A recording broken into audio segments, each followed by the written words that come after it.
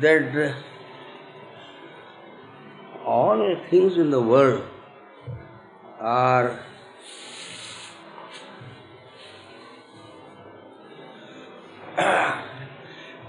very strange phenomena and are really something different from they appear to be to normal perception is something that we have noticed with great detail. Also, we came to the conclusion that even if there is an inch of distance between the aspiring consciousness and that which the consciousness is longing for, that longing cannot be fulfilled. It is like electrical connection. Even if there is a little gap, very minute though, in the fixing of the plug for allowing current to pass, even if there is a little distance, there will be no performance. It will be as if nothing is happening. This is the case with everything. The difficulty before everyone is, we cannot think anything without some distance. Again we are coming to the same old doctrine of spatiality and temporality, which condition our mind to such an extent that we cannot think anything, even God Himself, except as being somewhere in high heaven, in vast space, and sometime before creation. We feel God existed before creation. You are bringing time factor into it. And He is very far in the seventh heaven. You bring spatial aspect. This is an metamorphosis and emphasis in a transcendental manner of a defect in the very thinking process itself. Patanjali's great point in the exposition of samadhis and samapattis is hearing. All achievement is perfect union. Even a little conceptual distance between two things, consciousness and its content, will not permit the implementation or fulfillment of the achievement. Even if it is God Almighty Himself, He is half a foot away from you, you will expect nothing from Him. Because there is a communication gap between that Almighty and yourself as a seeking soul. Mighty thing is before you, but there is no connection of an intelligible manner between that which is before you and yourself. This is the reason why many of our longings are not fulfilled. Almost all the desires go frustrated. Everywhere there is defeat of the desire of any kind whatsoever. People go defeated completely. They get nothing out of what they actually expected. There is bereavement always. What comes goes also at the same time. No one has come only to stay forever. That which comes goes also. Why should this happen? This is the picture of mortal existence, the picture of passing of things. And everything is phenomenal. Nothing is existing really. Transient. And like a wisp of wind, everything blows in whatever direction it wills. But the seeker of immortality, Kaivalya moksha, eternity, where rebirth of any kind is stopped for completely. That aspirant aspires for that which is inseparable from the aspiring consciousness. The content of consciousness should not stand outside consciousness. It may be physical, visual, or conceptual. When you think a thing, that thing which you are thinking should not stand outside the thinking process. It should be immersed in the thinking process. So that in thinking a thing, the thinking gets enhanced in its quantum and intensity because of the entry of the thing which appeared to be external to the thinking process. Thinking a thought or an object is no use of any benefit. The object of thought has to increase the potentiality, content and dimension, intensity of the thought itself. So that in thinking a thing, the mind becomes filled with the completeness of itself, a plenum it becomes.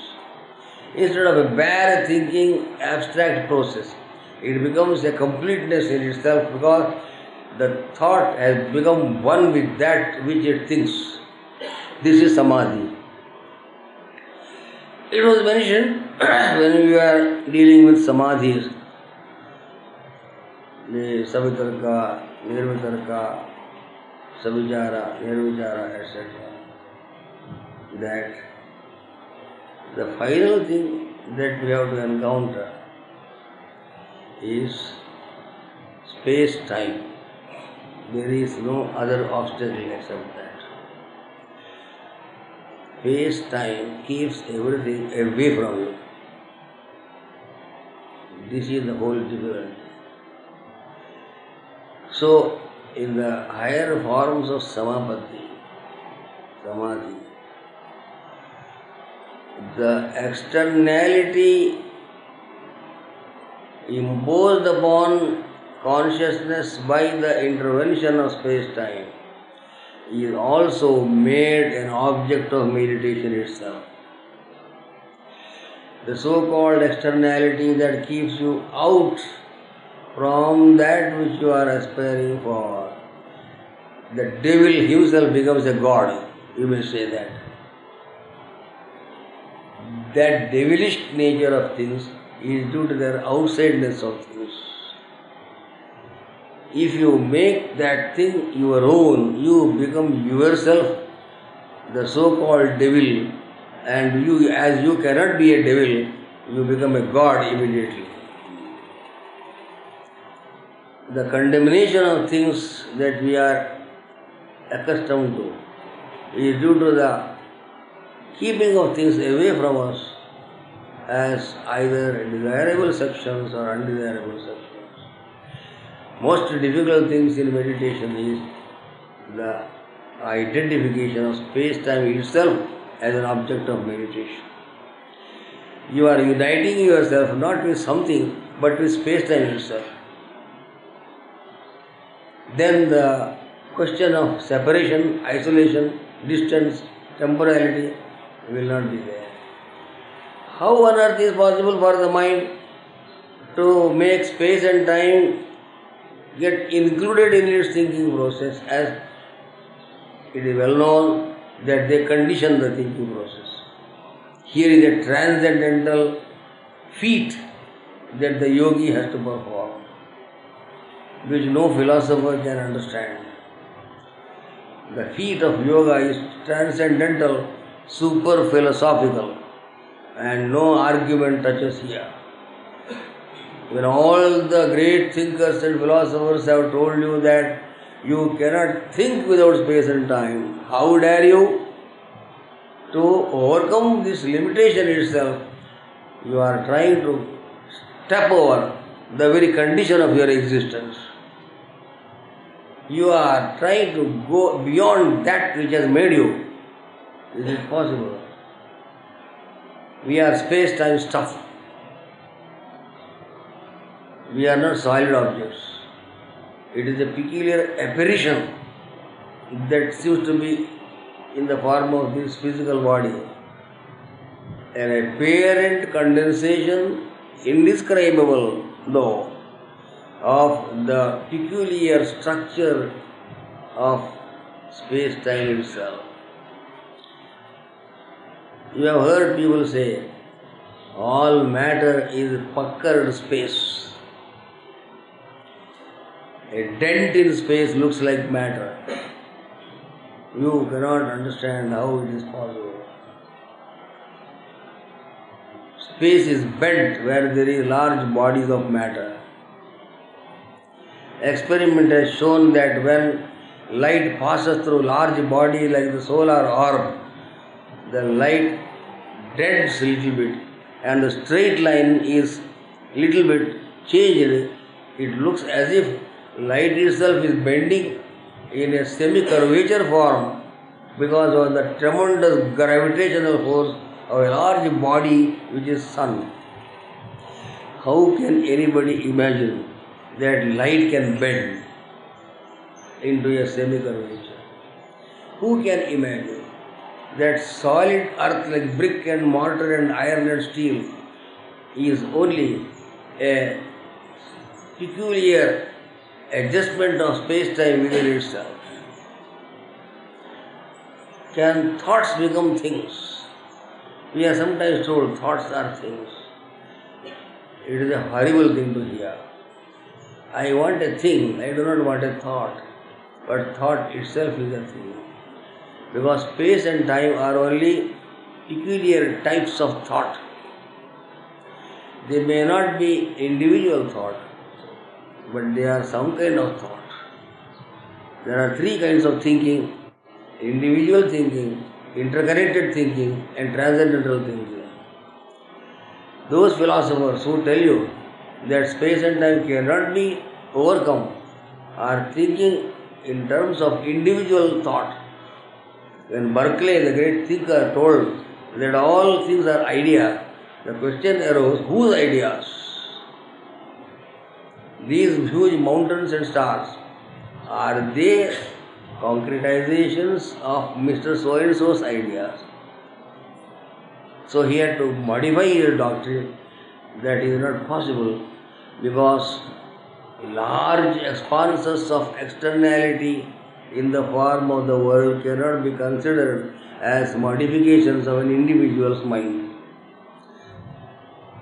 Understanding makes nature, said Immanuel Kant. Whose understanding makes nature? Is it Kant's mind that is creating the whole Germany and the entire globe of the earth? Then he had to modify his thought in a subsequent edition of his book, where he introduced a chapter called Refutation of Idealism. People were surprised how he wrote another chapter in the second edition known as Refutation of Idealism, because he had a suspicion that his doctrine was almost resembling Berkeley's when he says that understanding makes nature. Whose understanding? His problem was the same as Berkeley's, because no understanding of anybody can make nature. Nature was before you were born. You were born later on, nature was existing earlier. How can you say that your understanding makes nature? No. So you have to make a clear distinction between real understanding, the real idea, the real mind that seems to be concretized into the objects of sense and the ordinary self. As I mentioned, there are three kinds of thought. Purely individualized thinking as my thought, your thought, etc. There is an interconnected thought. Interconnected thought means everybody thinks and everything which does not appear to be thinking also thinks in a potential prehensive manner, as philosophers call it. There is a distinction philosophers make between apprehension and prehension. We are apprehending things, but things which do not apprehend through the intellect prehend. The tree knows that we are here. It is not apprehending through the intellect, but a subtle, deeper than intellect process is operating through it, and the leaves can know that you are here talking. Even the sun knows what is happening in the world. The breath of the universe is operating through the breath of every individual. So there is an interconnected, universal, organic operation taking place, which is the reason why we say that the world is a body of God. It is a living embodiment of interconnected operations, like the operation of our own body. The body, which is our own as we call it, is an organic integration where everything is subsistent to the other. Nothing depends upon the other, everything is everywhere. The cause is the effect, effect is the cause. Where there is a circle of operation, one part is causing another part, you cannot know which is the cause, which is the effect. Anything is the effect, anything is the cause in a circular form. Every part of the body is organic and aware of itself. There is no dead part in our body. Alive, everything. Even the toes and the fingers and the nose and the eyes, they are all alive. They contribute their individuality for the purpose of a total organization of the entire body. In a similar manner is the cosmic setup. So, apart from this so-called individuality, even a cell of the body has an individuality of its own. Your whole personality can be seen in one cell of the body. From birth to death, what is taking place to you is inside in a mirror of a cell which looks like one among the many, but even that one among the many is like many only due to the interconnection that it has got. And this is the interconnected consciousness or mind we think of. Very difficult to imagine, because the imagination is possible if you know the world is one whole and not made up of little fractions or parts. This is the interconnected, organized form of thinking, mind, where apprehension and prehension go together. The material and the conscious also get blended. Matter and spirit cannot stand separate. This is another kind of mind. And when people can't say that understanding makes nature and mind is projecting the whole world, perhaps these Berkeley or Kant are appearing to say, without actually mentioning it in their book, it is a larger interconnected cosmical operation which can be said to be the cause of this substantial so-called physical world. We can say, just as we say our physical body is a form solidly taken by our collection of the karma potencies that we have brought with us from previous birth. Thoughts make things. Our ideas have concretized themselves into this body. This is what we call prarabdha. And whatever ideas you are entertaining or restraining now will become your next body. This is what seems to be the implied suggestiveness of these great thinkers who said ideas are things, understanding makes nature. You have to read between the lines and not take them literally for what they have said.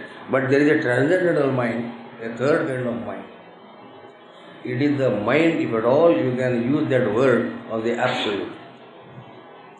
We should hesitate to use such words about the Absolute, because it will raise a question whether Absolute is thinking. Absolute does not think, it is just being.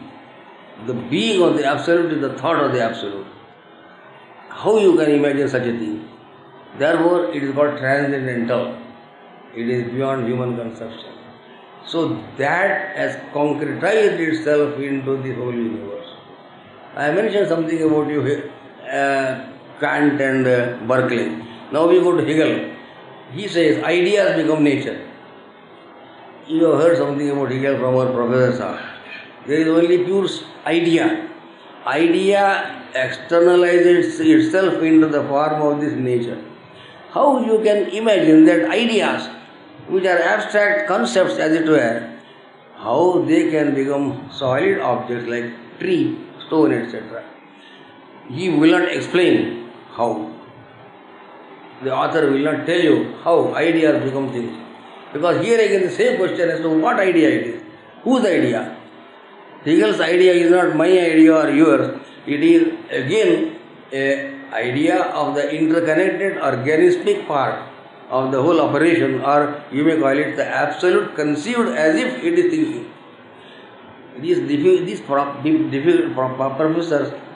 philosophers are very difficult people. If you read them merely on the lines, you will get confused. So you have to go deep into that. Their intention is very good, but the way they express is so confusing. However, I am repeating once again, the whole world is unsubstantial, you may say. The vault of heaven, everything will crumble down, says Berkeley, as dream objects. What does Shakespeare tell you? We are made of such stuff as dreams are made of. Don't you see hard substances in dream? You can see rocks, you can see gold, you can see silver, you can see railway trains, you can see everything in dream. Very high. You can hit your head against a wall in dream. The wall is really there. You may bleed. The blood will come out in dream. But has it really taken place? How a thought can externalize itself into an apparent space and time complex and create a world of so-called solidity is something illustrated in our dream experience. The world is considered as a long dirgha swapna midam jani. The Yoga Vasishtha says, you had a short dream, now here is a long dream.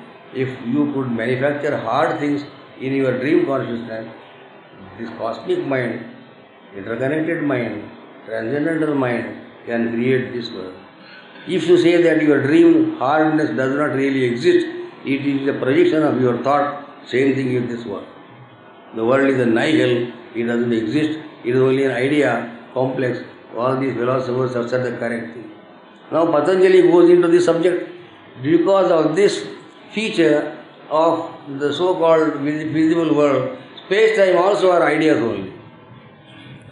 Though it is said that the ideas are controlled and determined by the operation of space and time, when you go further into the transcendental level, you will find space-time cannot control the mind unless it is an individual mind. And if you take it as an interconnected mind, then the space-time is included in that. The world is not contained inside space as Newton thought. It is a part of the world itself. The world is nothing but space itself. And so the space is not a cup inside which the matter is made.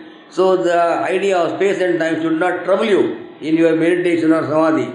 So you must have a little strength of imagination and power of will to feel how the so-called troublesome externality of space and time becomes one with the absolute form of thinking, total identification of consciousness with its own imagination. Samadhi. It is a total identification of your imaginations, products of imagination with the imaginating consciousness itself. This is very difficult thing. Unless you have freed yourself from all external desires, all humdrum activity and distractions, passions and desires, anger, greed, lust. If these are inside you in the subconscious mind, this samadhi is not possible. It will be merely a word of talk, nothing will come out, because who can think like this, sir? Can you go beyond the idea of space and time? Can you think in a cosmic form? Can you imagine that you are in a transcendental state, in the apex of the universe? Can anybody think like that? If you can think like that, you are in a state of liberated condition. Who can bind you when the binding factor has become part of your consciousness? The dacoits cannot harm you because dacoit has gone inside in the mind itself and the mind is operating them. This is difficult thing. Great feat of imagination is necessary, tremendous willpower. You must be totally dispassionate and you want it 100% and want it only, and I don't want anything else. It must come. This is so. I have determined, like Buddha sitting under the tree, let the flesh melt and the whole bones break. The Buddha will not get up from this place before enlightenment. such thing he decided. But the world is hard thing, you must know that. The world is hard thing. Though you may say it is like this and that, it is not going to listen to your discourses. No, I will tell you, you will tell. But you must be stronger than that. You must superimpose yourself and pose yourself above the point from where this trouble arises. In a way, you may say, you may have to sit in heaven itself, on the apex of heaven.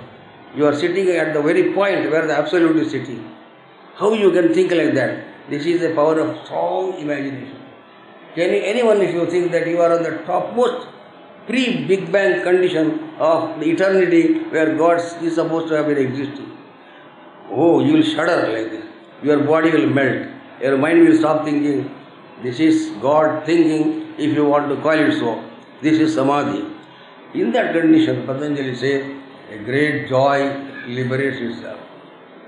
It becomes Sananda Samapatti. Do you know what is joy? We have seen little joys of a cup of tea and a little drink and a good meal and a little rest and a little travel here and there. We are accustomed to these joys. This is different thing altogether. Other joys that we are thinking of in the world are just titillations, scratchings like this. When you scratch, you feel some satisfaction. Do you call it satisfaction? The sense organs tantalize you, tease you, hang a carrot before your nose, which you will never obtain. When you move forward, the carrot also moves forward. There is complete deceptive activity going on in the operation of the sense organs. They deceive us right from childhood, from birth to death itself. That Ananda is something else. That Ananda which you are speaking of as the content of Sananda Samapatti is not derived from some operation taking place.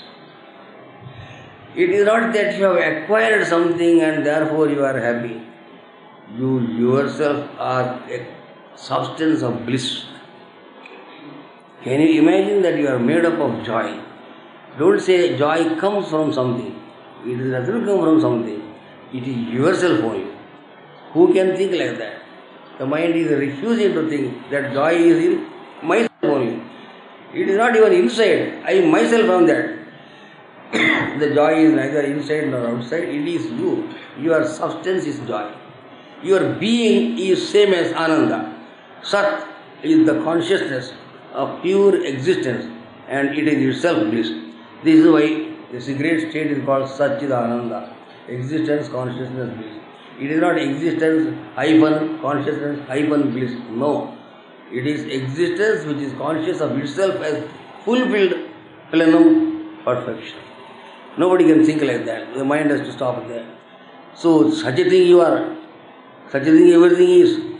Such a thing is the transcendental being. Such Ananda manifests itself. What a joy. You should not use such words. No language, no word is adequate here. It is not joy. It is a superabundance of the overflowing of absolute existence. We cannot know. We have to be very poetic and ecstatic in the description of this condition. Poets go into ecstasy and they say anything they like when they speak of this marvel. Like Mr. Eckhart in his great work of Aeneas, you must see how he talks about the one, the experience of the one. He is simply jumping. The whole personality melts and jumps into ecstasy. You don't know what language you use. There are no words for that. No words. How can there be words when you are not there? Such an ecstasy takes place when you are conscious in an integrated cosmic manner that this is your real nature. That Samapatti. You see, Patanjali is going on teasing you again and again. He is not going to leave you like that so easily. He says, still it is not sufficient, still it is not sufficient. Even if you get 75% mark, it is not sufficient. You must get more mark. Why not 100%? A consciousness of one's being, nothing but pure bliss, arises in an indescribable manner. That self-consciousness of a cosmic nature which is aware of itself as great bliss, is called Sasmita Samapatti, the universal self-awareness, I am what I am, as you, or I am that I am. Here is the penultimate existence.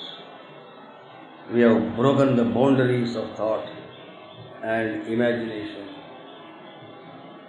There is something beyond that also. You can ask Patanjali, why are you troubling us like this? Saying it is still more, still more, still more. Where will it end? It will end where horizon ends. Do you know where horizon ends? You see somewhere near Lakshmanjula, the space seems to be bending, touching the earth. Go to Lakshmanjula, you will find it is further. Like that, you will find that you have not reached anything, because again the spatio-temporal idea persists. That thing, indescribable, God as He is in Himself, absolute pure substance, your mouth will close, your words will get hushed up. You will feel ashamed of yourself to say anything. The tongue will consider itself as incapable and unfit to utter a word about this great being. That is something which burns the seed of potentiality of coming back. You will call it by some word, and for us it is only a word, nirbija and vitarka. What does it matter? You can use any Sanskrit word or anything. Anyway, here is a picture before you, which is worthwhile beholding, and a wonder, that's all I can say.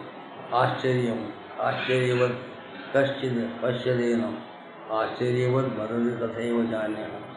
The Upanishad and the Gita tell you, we can describe it in no other word except as a wonder. Oh wonder, they cry, oh wonder. I am honey, oh honey. Oh, I am a cosmic tree. You must see some of the passages in the Upanishad and in the Panchadashi, how the ecstasy of the great realized soul is described in imponderable ecstatic style of poetic expression.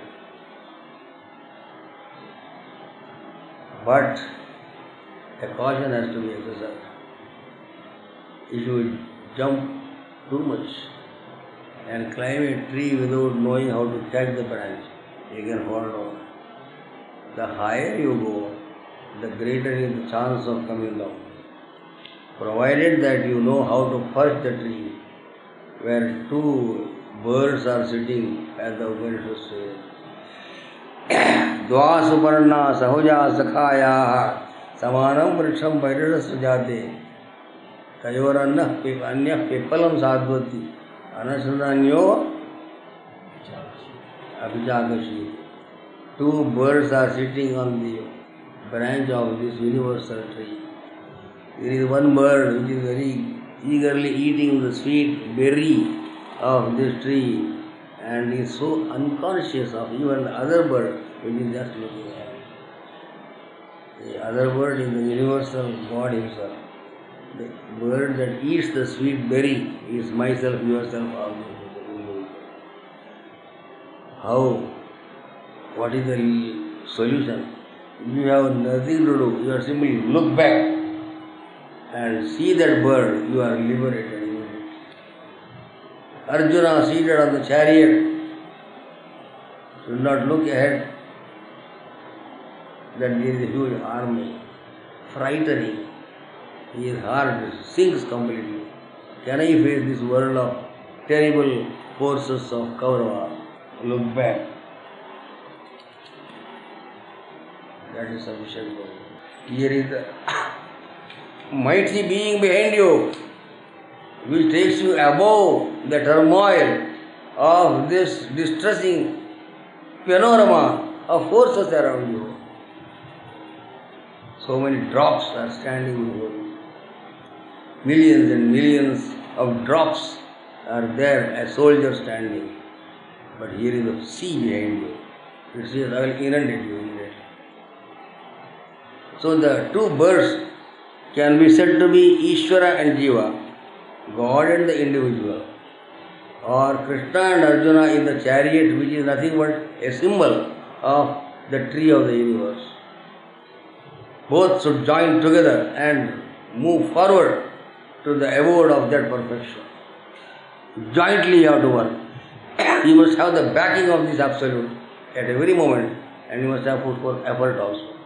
People say, let God do everything. Why should I do anything? No, it is like Arjuna saying, you do everything for me. I will keep quiet. The backing of power is already there. I will give the impulse to you to move forward and charge you with the energy. But you must move as an instrument. Like a driver in a motor car or a vehicle, he is necessary. He will simply put forth the energy, but the wheels must be there to move. Otherwise, there are no wheels, only he pushing the engine, nothing will take place.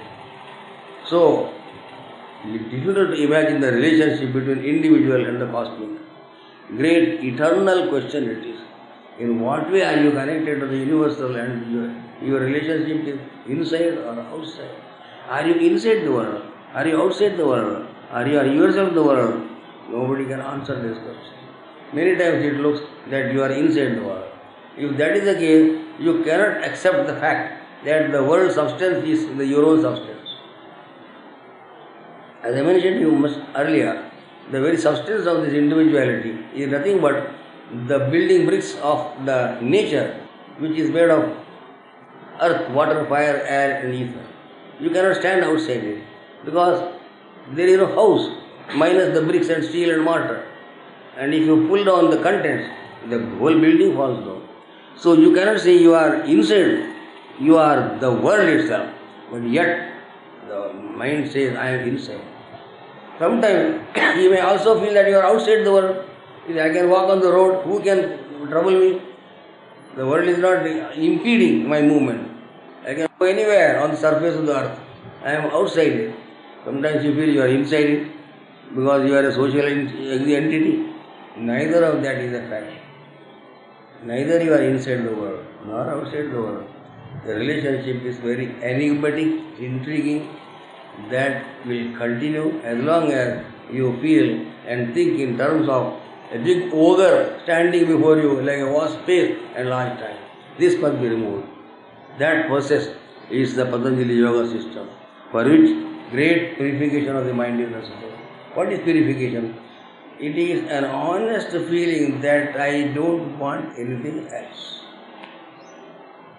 When you have got what you want in a most abundant manner, in the form of utter perfection, would you like to have tinsels of the world?